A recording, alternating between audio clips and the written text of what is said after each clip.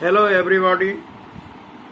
We were talking about the management of blood loss, and in this regard we have discussed that for the purpose to manage the blood loss we have to adopt the twofold measures. Number one, stoppage of the further shedding of the blood, and the second, restoration of the blood volume. Now we have already discussed how to cease the further blood loss, and now we have to discuss the next second aspect, replacement of the lost blood. For this purpose, most frequently used the substance is blood itself, there is no doubt. But in all cases, at every event, the blood on the whole cannot be given. It must be alternated with certain saline, dextrose, and plasma or other fractionation of the blood. So on the whole, firstly we have to estimate the indications for blood transfusion. This is one of the most important points to be described in the examination also. It comes in the examination just in the way that state the indication of the blood transfusion. So it must be given prime importance. Now, if we estimate on the whole, number one, the blood transfusion is required following trauma causing severe blood loss in the case of accident. And next, hemorrhage from any pathological lesion like from gastrointestinal tract, gastric ulcer, duodenal ulcer, or so many conditions where blood loss may take place. The next requirement shows its implementation, its use, that is the pre-operative blood transfusion. In most of the cases of a chronic anemia where surgery is indicated urgently required, that is where there is no time to iron or other replacement therapy, or where anemia is not responding the therapy like aplastic anemia, and in this condition it means anyhow the surgery is urgently required and blood volume is not at the level which can withstand the surgical procedure. In those cases, pre-operative blood transfusion is required. Next, during major operative procedure, in spite of the apparently well health, you may say health is not well if any surgical requirement indication is there, although this is called seemingly well, where blood is not any factor, and the patient has to go a major surgical operation like abdominoperitoneal or cardiovascular surgery. In such cases, as a preventive point of view, we may say a few units of blood is required to be transfused before starting the surgery. Next, following severe burn where in spite of initial fluid and protein replacement there may have been associated hemolysis. Next, in the patient becoming severely debilitated and anemic as a result of infection or septicemia following surgical operation. Next, to arrest hemorrhage or as a prophylactic measures prior to surgery in a patient with hemorrhagic state such as thrombocytopenia, hemophilia, or in liver diseases.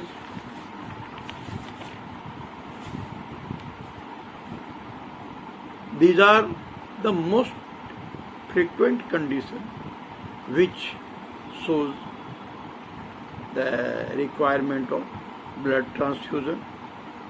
Now, for the purpose to transfuse the blood, we must have a precise knowledge about its process of collection, how you collect the blood. For the purpose to collect the blood, it is the first requirement to collect it with anticoagulant. You must have seen when the blood is collected for the purpose to store or for the purpose to pathological test, hematological test, the technician keep some liquid in the vial and then he collects the blood in that vial. That liquid is anticoagulant, and this anticoagulant is called ACD, acid citrate dextrose solution. It has been estimated that 450 ml of blood is collected with 120 ml of ACD. You must know some about the preparation of the AST, though it is available in the market, but being a doctor you must have knowledge about its preparation. When you are dealing a hospital, a laboratory, all ingredients are available in your laboratory. You must know its composition so that you can instruct your staff to prepare the ACD in your own laboratory, and for that purpose you have to use. Now here are the three ingredient. Number one, anhydrous dextrose 3 grams, and disodium citrate or monohydrate 2 grams, and the distilled water to complete the 120 ml volume. It means the volume which has filled up by these 5 grams of both ingredient, the rest is completed with the water, so that the total volume must become 120 ml. The solution in this way prepared is sterilized before its use. Now, when the blood is used in this way, it is stored mostly within 2 degrees Celsius to 7 degrees Celsius, most commonly 4 degrees Celsius. But a few things must be kept into notice. This, just like number one, blood kept on higher temperature for 2 hours can transmit infection. And the next thing, if kept below 2 degrees Celsius, it is liable to be hemolyzed. The hemolysis of RBC resulting in severe pyrexial reaction and possibly renal damage in recipient. So the RBC remains suitable for transfusion for at least 3 weeks. It means the blood date of collection of the blood must be estimated or must be regulated in the way that if it is transfused, it must be transfused within 3 weeks. Though WBC destroyed rapidly, platelet also not remain functional for more than 72 hours, but as maximum as possible, you can use the blood, whole blood up to the 3 week of its collection. Now, in case of blood, because you have collected enormous blood by blood donation, and there is a great problem to keep it intact for the purpose to use. Now here you can compare the this blood with the milk. When milk is almost it is used within 24 hours or maximum 48 hours after milking. Now the milk must be destroyed. So to protect it, dairy converts it into different form under which it can remain sustained and useful for a sufficient period. Suppose after 2 days, if milk is not in position to be used as a milk, it is converted into curd. In the form of curd, it may remain for 2 or 3 days as useful. And still, if it has not been used, now the cream has to be derived from the curd. This cream in the form of butter is prepared as a ghee, and you may keep this ghee for few months. In this way, this is called the fractionation. The milk has been fractionated for the purpose to cause it, keep it useful for a respectively prolonged period. Blood is also fractionated in this way.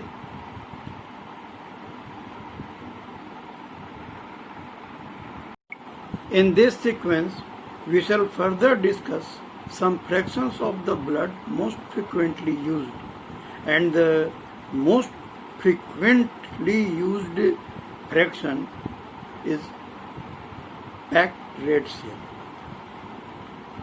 It is prepared by centrifugation of whole blood at 3000 rpm for removal of the supernatant plasma and separation of the cells.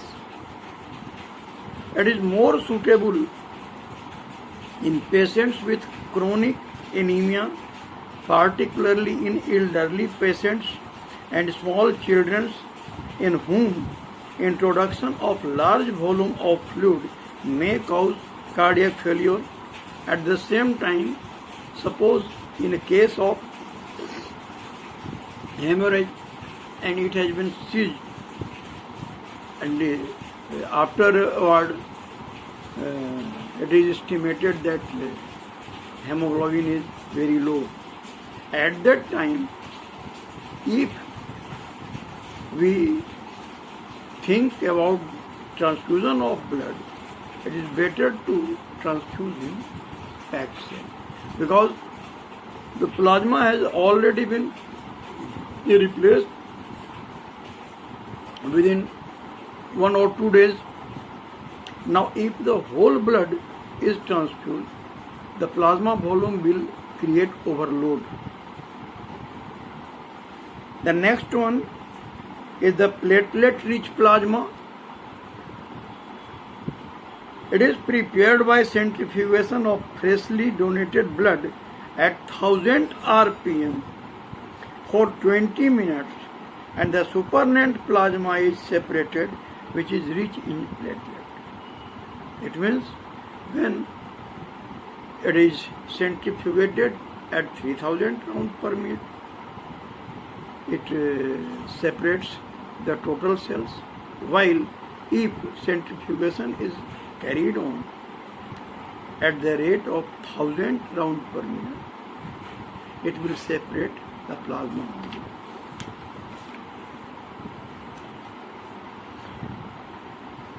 The platelet-rich plasma is required in persons with thrombocytopenia who are either bleeding or require surgery. At that time, it should be given. Next one is the platelet concentrate. It is prepared by centrifugation of platelet-rich plasma. Now, this platelet-rich plasma, which has been separated up by 1000 rpm, now this plasma is again centrifuged at 3000 rounds per minute, and the supernatant plasma is separated, and precipitate is rich in platelet. It is used in thrombocytopenic patients. Now, the plasma found during packed cell RBC, it may also be fractionated in various ways. When we were finding the packed cell, at that time the supernatant fluid was separated, and that was the plasma. Now this plasma may be found in different forms, like freeze-dried plasma. Plasma from 8 to 10 units of blood is pooled, lyophilized. The product may be stored for years in dried form and reconstituted when required by dissolving in sterile distilled water. It is just like milk powder.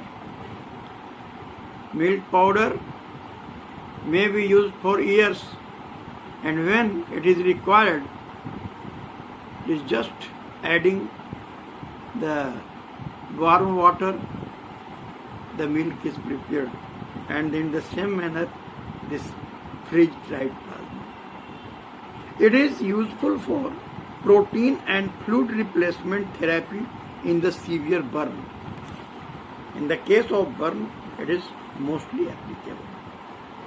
Now the next is the fresh frozen plasma. The plasma removed from the fresh blood obtained within 4 hours is rapidly frozen by immersing solid CO2 and ethyl alcohol mixture. This is stored at 20 degrees Celsius. It is a good source of all the clotting factors, thus suitable for the patient with coagulation disorder due to liver diseases, just the Christmas factor disease, that is the factor 10 deficiency, or hemophilia, that is the factor 8 deficiency. The next one is cryoprecipitate. When fresh frozen plasma is allowed to melt at 4 degrees Celsius, a white glutinous precipitate remains, and after removal of supernatant plasma, this cryoprecipitate proves itself a rich source of factor 8. It is stored at 20 degrees Celsius and may be used immediately in the patient with hemophilia. Now the next one is purified protein fraction. Repeated fractionation of plasma by organic liquids followed by heat treatment results in plasma fractions rich in protein and also free from danger of serum hepatitis. This may be stored for several months in liquid form at 4 degrees Celsius and is suitable for replacement of protein as in severe burn. Now the next one is fibrinogen. This is prepared from organic liquid fraction of the plasma and is stored in dried form. It is reconstituted in distilled water and used in patients with severe depletion of fibrinogen, for example, disseminated intravascular clotting or congenital afibrinogenemia. Likewise, these are the important fractions of the blood and are used as I quoted here, along with certain other conditions where a requirement is cited. Now, for the purpose to blood transfusion, the most important parameter is the cross matching.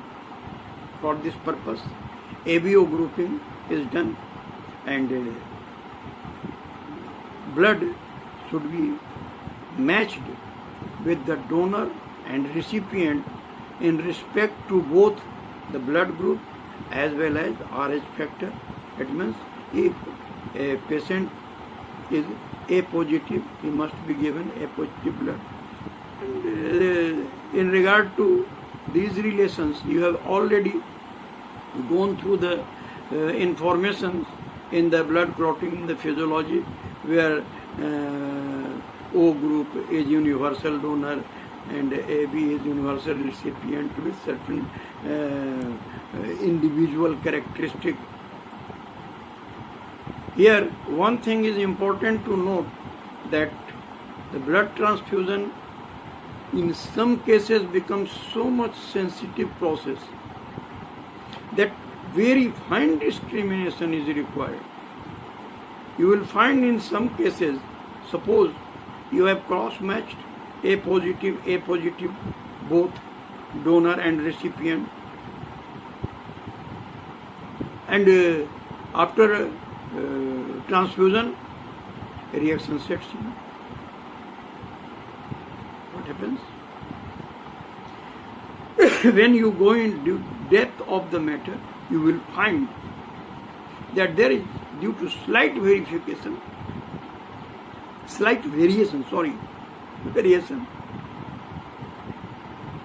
there may be subgrouping of A1 and A2. In the general course, it doesn't matter that A1 is given to A2 recipient or A2 is given to A1 recipient, but there are certain persons very much sensitive.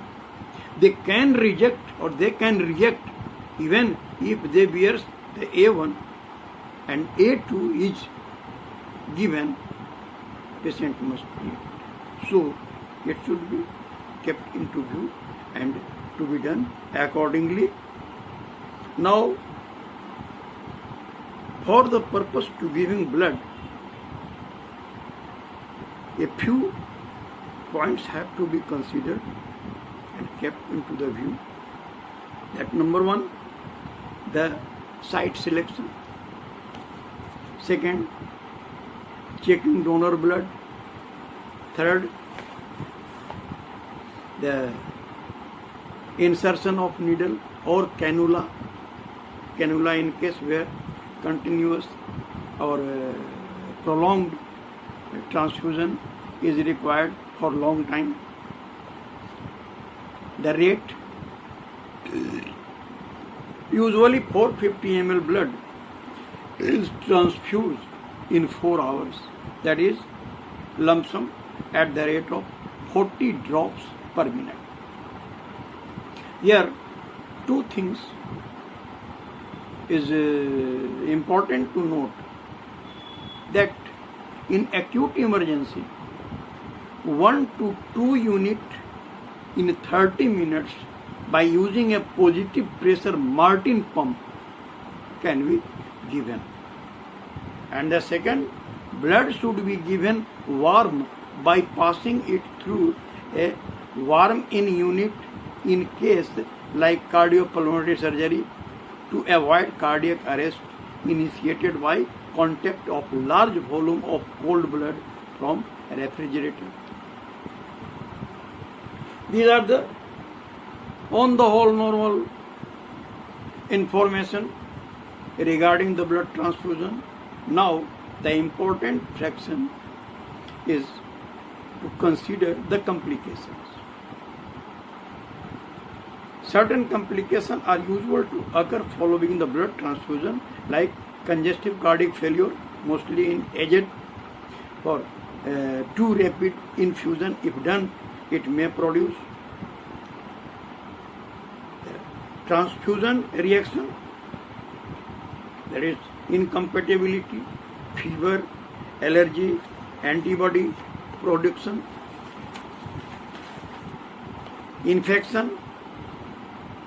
The blood transfusion may produce the serum hepatitis. Serum hepatitis virus can be travel through the blood, or bacterial infection as a result of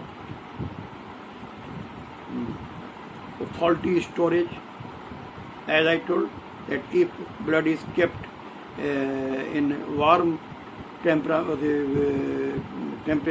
warm environment, it may convey the infection. Thrombophlebitis, inflammation of the vein due to thrombus, or air embolism, disseminated intravascular coagulation. These are the most important complications. And now this is the end in this way.